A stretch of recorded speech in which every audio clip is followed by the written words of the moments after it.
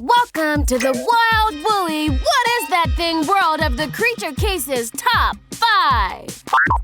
I'm Detective Sam Snow. And I'm zoologist Kit Casey. We're agents of CLADE, the Covert League of Animal Detective Experts. And today, we're counting down the top 5 desert creatures. The desert. Home sweet home.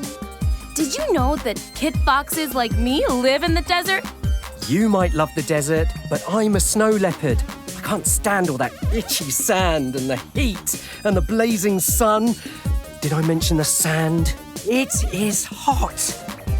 Yes, Sam, you mentioned sand. But the creatures who live in the desert have amazing adaptations that help them to survive there. They don't mind the sand, heat, and sun so much. Maybe I can learn something from these desert dwellers. Number 5. Rattlesnakes. What's that noise? It almost sounds like maracas. Good ear, Sam. That's the rattlesnake. It gets its name from the rattle at the end of its tail. Oh yeah, I know all about rattlesnakes. Aren't they venomous? Yep, rattlesnakes are venomous, which means that if they bite you, you can get really sick. But they're actually pretty shy, meaning they won't attack you unless you threaten them first. Well, it's a good thing I don't have any plans to threaten any rattlesnakes. That's why they use their rattle, to warn other creatures to stay far away. You don't need to tell me twice. But aren't rattlesnakes cold-blooded? How does a cold-blooded creature live where it's so hot? Cold-blooded doesn't mean they're actually cold. It just means they don't generate their own body heat, so they rely on the temperature around them to stay hot or cool. Good to know. I was worried they would melt. Well, they still have to watch their temperature. During the day when it's hot, rattlesnakes will look for food in the shade where it's cooler. But they're even more active when the sun goes down. That's when they do most of their hunting. Smart snakes. But I think I'll stick to my comfy bed and air conditioning for now. Number 4. Meerkats. Hey, Kit, I thought of something worse than sand, heat, and sun. And what's that? Being alone in the sand, heat, and sun. Well then, you definitely like these meerkats. And why's that? Meerkats are extremely social animals that live in groups of up to 30 members called mobs, so they don't have to worry about being alone out there in the desert. Maybe I could join them. Think they have room for a 31st member? I'm not sure you'd fit in exactly. Aw, why not? I'm cool. I could fit in. I mean, you literally can't fit. Meerkats live in burrows that they dig with their long, sharp claws. And even though the burrows have lots of tunnels and entrances, they're not exactly snow leopard-sized. It looks like the meerkats made a nice, cozy home for themselves. Yep, and every meerkat in the mob works together to keep their burrow safe. How do they do that? While the other meerkats are busy searching for food, one meerkat climbs up to a high spot and keeps a lookout for predators. If he spots any danger, he squeaks loudly to warn everyone, and the whole meerkat mob dashes for safety. So they have their own security system. Maybe one of them can help me guard my secret snack stash. Is it really a secret if you keep telling everyone? Number 3. These next creatures are masters of desert survival.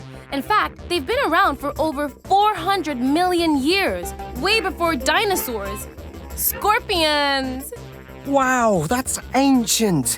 How do they manage to survive in such harsh conditions? Many species of scorpion are nocturnal, which means they come out at night when it's cooler. They hide under rocks or burrow in the sand during the day to stay out of the scorching sun. Smart move. But what do they eat out here? Scorpions are predators.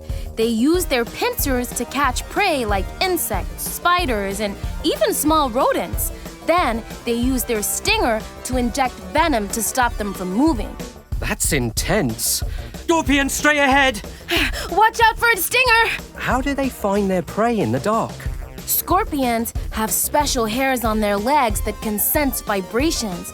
This helps them detect the movement of prey even in complete darkness. That's incredible.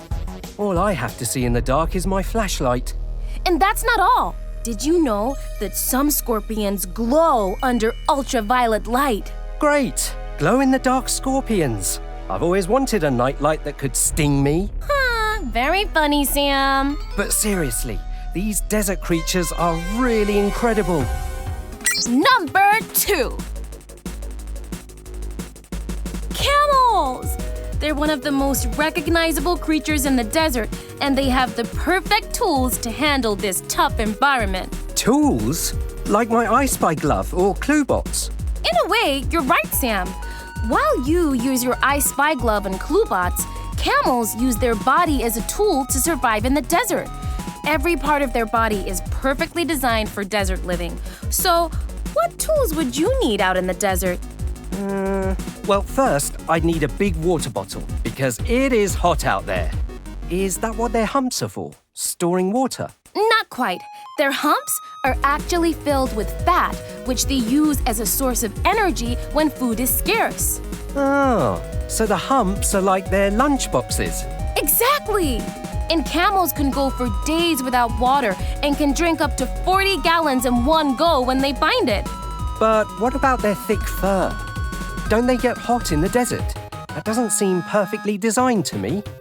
Actually, their fur protects them from the sun's heat and helps to keep them cool. Plus, they have special nostrils that close during sandstorms.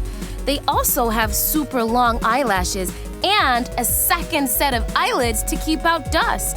Incredible. Their eyelids are almost like goggles. Camels really are built for the desert. Yup, they're the ultimate desert survivalists. And now, it's time for our number 1 creature. The first 4 are gonna be hard to top. Rattlesnakes, meerkats, scorpions, camels. What could the number 1 desert creature possibly be? Drum roll, please.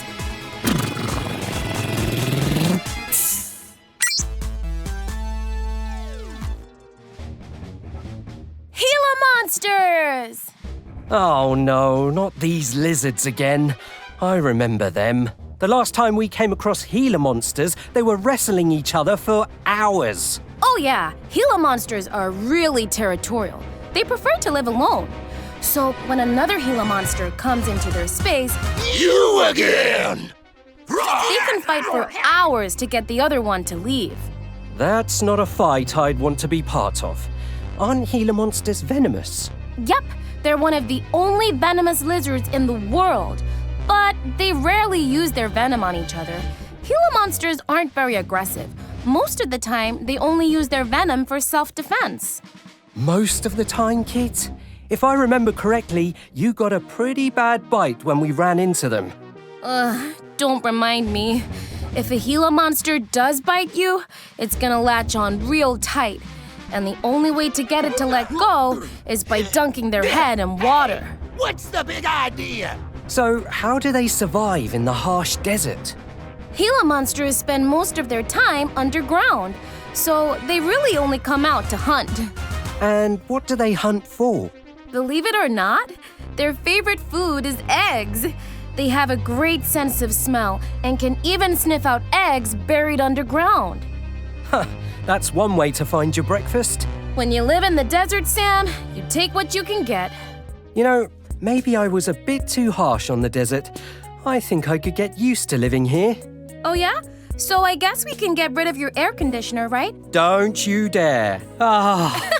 Sweet air conditioning. And that's the end of this Creature Cases Top 5. But the adventure doesn't stop there. I want you to add to the list. What other desert creatures can you think of? Tune in to our next Top 5 to see what kind of creatures we discover next. See you then! Check out some of the other Creature Cases videos on the channel. Watch Creature Cases on Netflix.